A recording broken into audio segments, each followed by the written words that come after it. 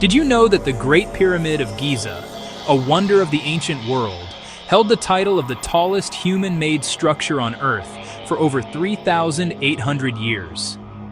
For nearly 4 millennia, nothing built by human hands reached higher into the sky. This single fact is astonishing.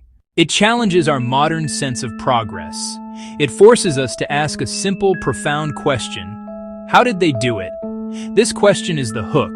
It pulls us back through time, into the heart of ancient mysteries. These are the great puzzles left behind by our ancestors. They are colossal structures, intricate artifacts, enigmatic symbols that continue to baffle the cleverest minds of our time. These mysteries are not just academic problems for experts to solve in dusty libraries. They feel alive. When we stand before old stones, we feel a connection. We sense the presence of the people who shaped them. The wind whistling through Stonehenge carries a faint echo of ancient chants. The silent gaze of the great Sphinx seems to hold secrets of a forgotten age. These places are more than just ruins.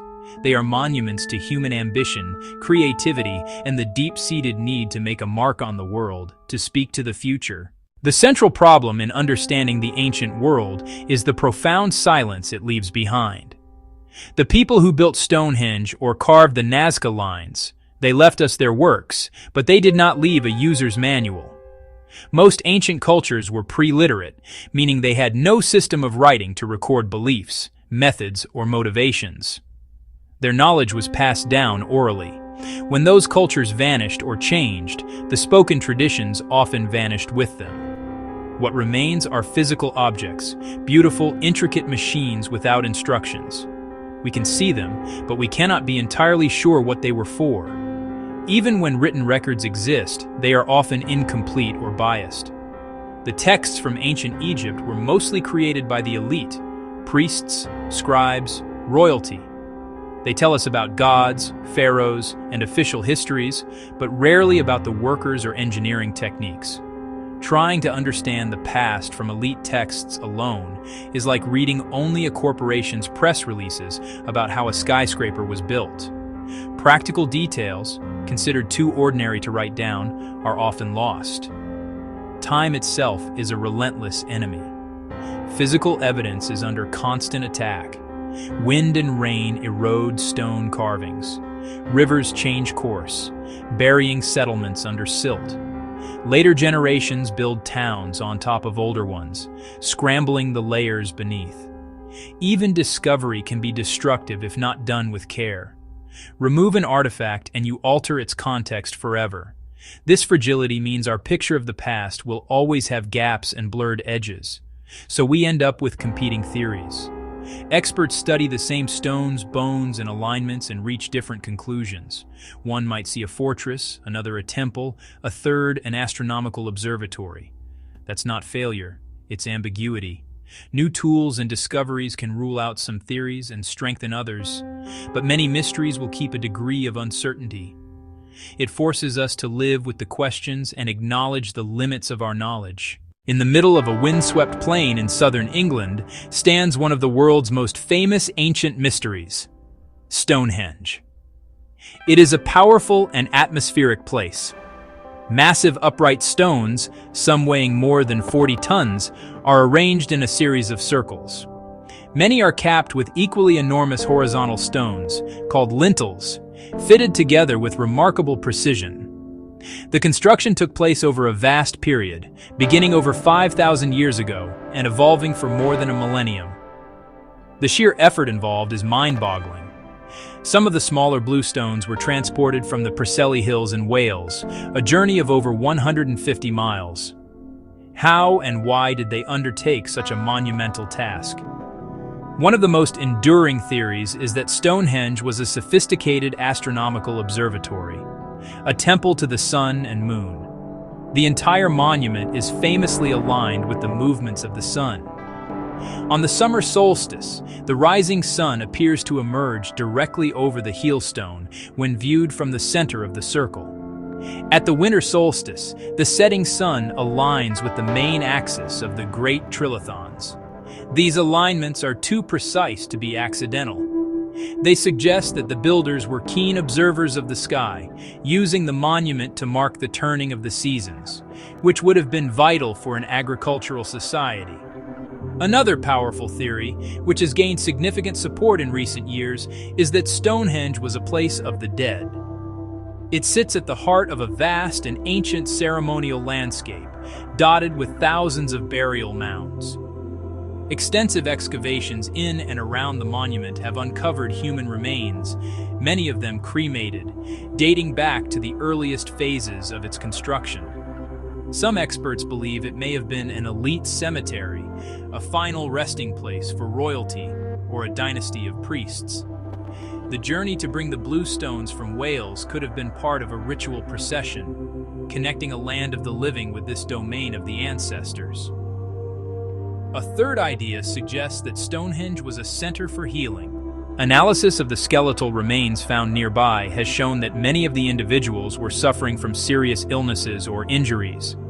It's entirely possible that all these theories are partially correct. Stonehenge was likely not built for a single purpose, but was a multifunctional site, a cathedral, a cemetery, and a clinic, its meaning changing over the 1,500 years it was in use. Section 5. The Nazca Lines.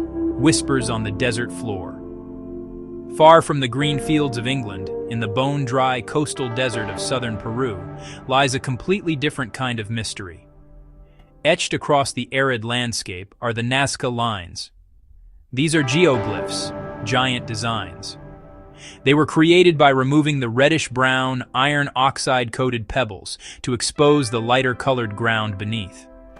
There are hundreds of these figures. Some are simple geometric shapes, long straight lines, triangles, spirals. Others are enormous, stylized depictions of animals and plants: hummingbird, spider, monkey, whale. The largest figures stretch over 1,000 feet. Their true forms are only fully visible from high in the air. This led to wild speculation: hot air balloons, ancient astronauts. But the method isn't so mysterious. With careful planning and simple tools, small groups could have made even the biggest figures. The real question is not how, but why. Why make images you cannot see in full?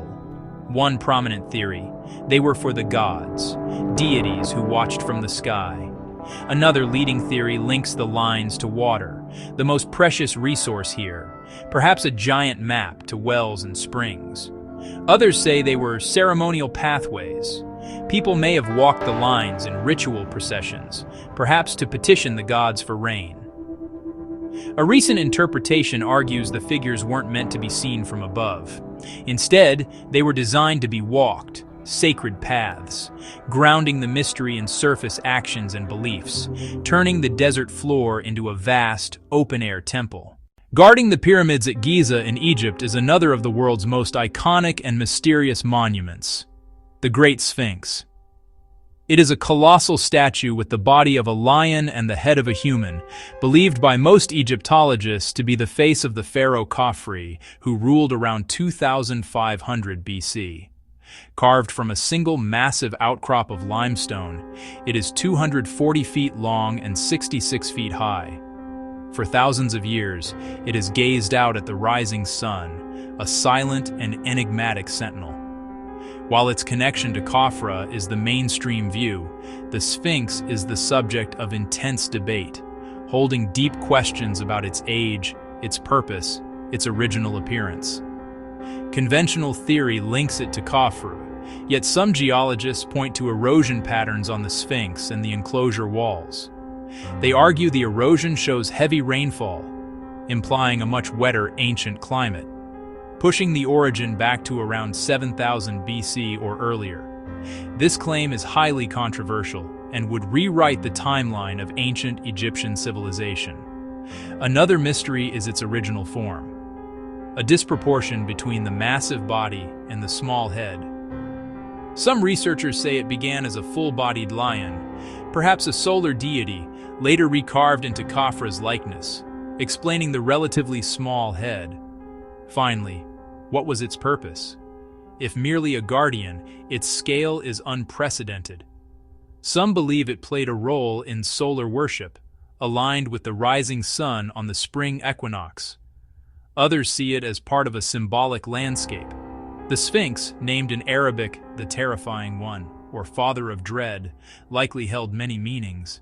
It remains a powerful symbol of the deep past, its stony expression keeping its oldest secrets safe. Just when we think we have a handle on an ancient mystery, a new discovery or a bold new idea can arrive and change everything.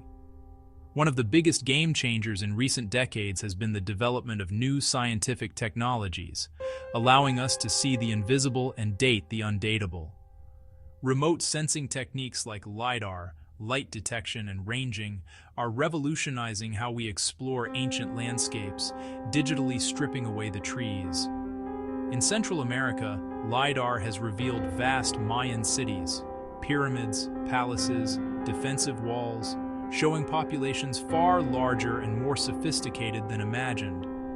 Ground-penetrating radar can map buried sites, Roman villas, lost phases at Stonehenge, before a single spade turns, preserving fragile contexts. Beyond tech, climate change and environmental history connect collapses across regions.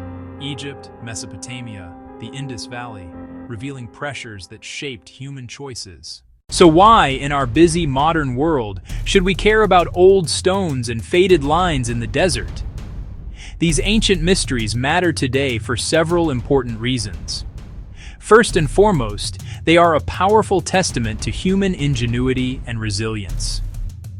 Building a pyramid, transporting bluestones over hundreds of miles, carving a colossal statue from living rock. Second, these mysteries connect us to a shared human story that stretches across thousands of generations. Third, the process of investigating these mysteries is a wonderful exercise in critical thinking. Curiosity, questions, careful evaluation of evidence. The debate over the age of the Sphinx shows how new evidence can challenge established ideas and how theories must be tested and retested. Finally, these places inspire wonder, inviting us to pause and contemplate the vastness of time and the depth of human history.